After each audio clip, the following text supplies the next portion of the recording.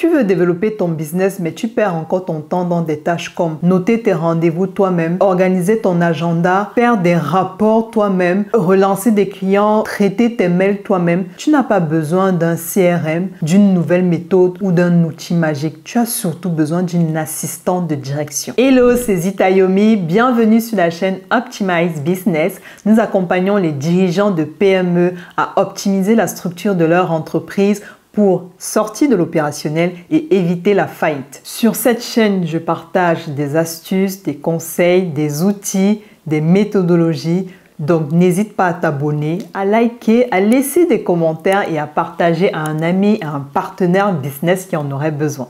La réalité, c'est que souvent, je me rends compte que les dirigeants de PME que j'accompagne, c'est finalement eux le goulot d'étranglement de leur entreprise. On a besoin d'un dirigeant en forme, vif, qui prend des décisions rapidement éclairées.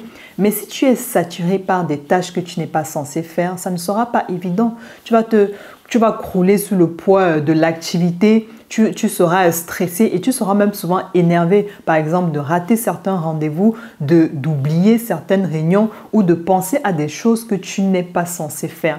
C'est une charge mentale pour toi. Tu as besoin d'énergie, tu as besoin d'avoir l'esprit reposé. Donc, finalement, une assistante de direction sera un réel support. Ça sera un filtre, ça sera une interface, ça sera un filtre entre toi et l'extérieur. Elle pourra vraiment filtrer toutes les choses dont tu as besoin pour faire des réunions, pour rencontrer des clients, pour prendre des décisions éclairées et pour vraiment être au top. On a besoin d'un dirigeant au top de sa forme.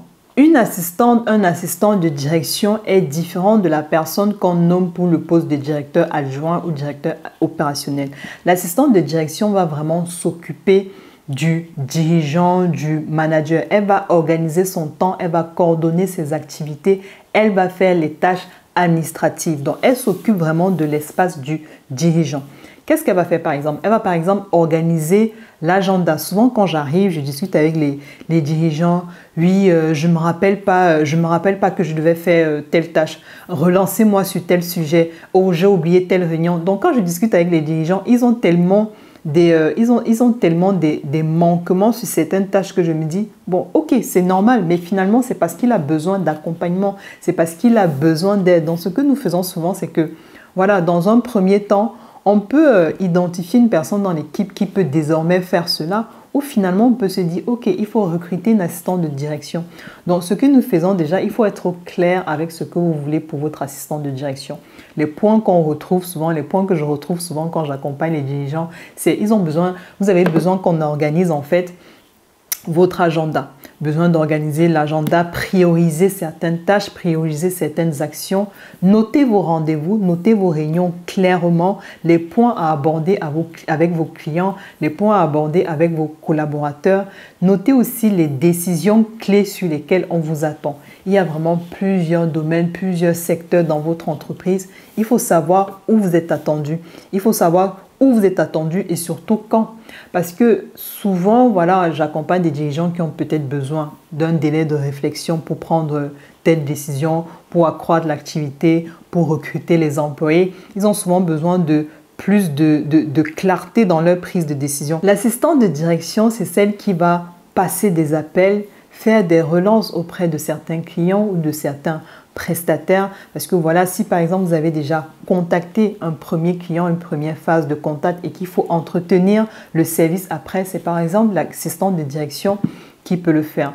L'assistante de direction va également organiser vos mails, vos prises de notes, votre agenda, comme je disais. Donc, dans la prise de notes, par exemple, si vous rencontrez un client, si vous avez une réunion avec une personnalité importante, il est bien en fait qu'il y ait une personne qui puisse prendre les notes pendant que vous discutez vraiment avec la personne. Si c'est en présentiel, si c'est un appel téléphonique, n'hésitez pas à dire à votre interlocuteur que vous êtes avec votre assistant de direction qui est censé faire la prise de notes, parce que vous devez être à 100%, vous devez être concentré à 100% pour négocier, pour vite capter les informations. Et pendant que votre cerveau est focus sur ce type de tâches, les autres tâches, vraiment les notes détaillées, parce que si votre cerveau est focus sur une chose, il peut avoir tendance à oublier d'autres choses qui peuvent être importantes après tout.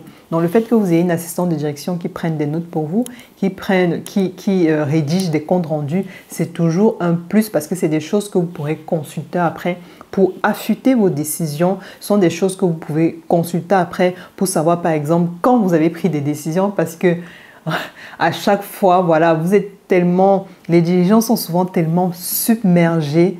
Ils dirigent beaucoup de choses, ils regardent beaucoup de choses. Donc souvent, ils oublient souvent pourquoi ils ont pris telle décision. Donc c'est important d'avoir des comptes rendus, une assistante de direction qui prend des comptes rendus, qui fait des prises de notes, qui organise vos mails, qui traite vos mails, qui sait hiérarchiser vos mails, qui peut, par exemple, vous dire, OK, les mails en code couleur rouge, ce sont les plus importants. C'est vous qui devez les traiter directement. Peut-être les mails en code couleur bleue, je m'en occupe. Je maintiens la conversation. Et si j'ai besoin de vous, je reviendrai vers vous. L'assistante de direction, c'est également celle qui peut échanger avec des prestataires comme les comptables, tout ce qui est juridique, la fiscalité. Donc voilà, si vous recherchez par exemple un prestataire, elle pourra faire la recherche de prestataires, vraiment poser toutes les questions nécessaires, expliquer bien les besoins, expliquer bien votre besoin avant que vous n'entriez en jeu. Donc, vous voyez qu'une assistante de direction, elle peut vraiment avoir plusieurs casquettes, surtout pour aider le dirigeant. Et je le redis, l'assistante de direction, ce n'est pas la même personne qui fait les tâches de votre directeur adjoint, de votre associé. Donc, une assistante de direction, elle est vraiment focalisée sur vous, le dirigeant. Elle est focalisée sur vos besoins. Vous allez voir une assistante de direction, un assistant de direction qui connaît parfaitement les goûts d'un dirigeant. La personne va savoir quand le dirigeant est fatigué. La personne va savoir quand le dirigeant a besoin d'un café. C'est la personne qui va amener les documents à signer. Donc, finalement, ce sont aussi des tâches qu'il faut répertorier dans une fiche de poste et elle est souvent évolutive finalement ces fiches de poste parce qu'on se rend compte que les besoins évoluent, les besoins d'assistance de ces personnes évoluent. Donc n'hésitez pas à mettre à jour votre fiche de poste, n'hésitez pas vraiment à discuter aussi avec votre assistante parce qu'une assistante de direction, un assistant de direction regarde vraiment, est très attentif aux besoins du dirigeant, vraiment très attentif. Donc elle est très attentive à son humeur.